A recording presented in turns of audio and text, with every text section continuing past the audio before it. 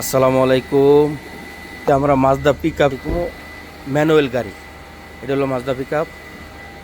আর এই পিক আপটা হলো পিছনে টায়ার মানে সাইডে কাজ করার জন্য বানাইছে। এই দেখেন, এই যে মানে সাইডের ভিতরে এটা গ্যাস ট্যাঙ্কি, আর এটা হলো গ্যাস বানানোর জন্য ইঞ্জিল, আর এই হলো সিস্টেম, এটা হলো টুল বক্স।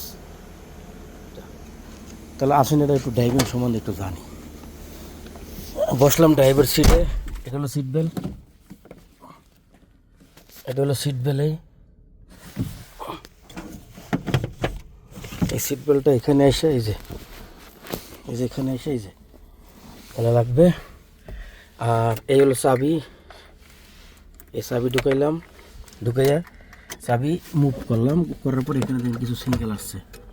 এটা হলো সিট বেল্টের সিঙ্গেল। এটা ব্যাটারি যদি খারাপ হয়, ব্যাটারি যদি আপনার চার্জ না থাকে, এই যে এটা জ্বলবো, এটা ইঞ্জিন অয়েল কম হলে এটা জ্বলবো। আর এটা হলো আপনার হ্যান্ড ব্রেক, এটা হ্যান্ড ব্রেকের। এরপরে দিলাম স্টার্ট দেওয়ার পর এখানে 6টা গিয়ার আছে, 5টা সামনে, একটা পিছনে।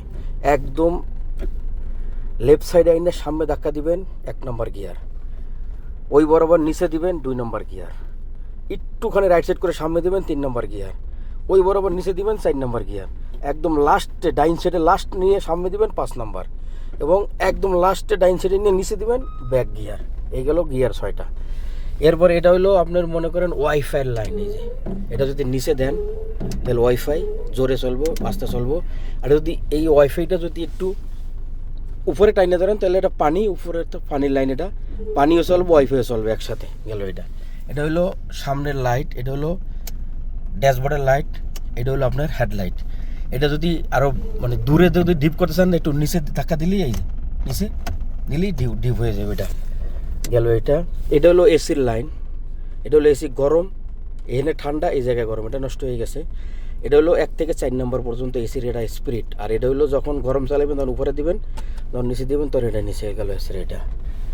আর এটা হলো গিয়ার চেঞ্জ করার সময়, এটা হলো ক্লাস গিয়ার চেঞ্জ করার সময় এটা চাপ দিয়ে, একদম ফুল চাপ দিয়ে সামনে দিলে গিয়ার চেঞ্জ, আবার যে কোনো আর কি গিয়ারের কাজ করতে গেলে। আর এটা হলো ব্রেক, এটা হলো এক্সেলেটার। এই হলো মাজদা গাড়ির পিক আপের ড্রাইভিং।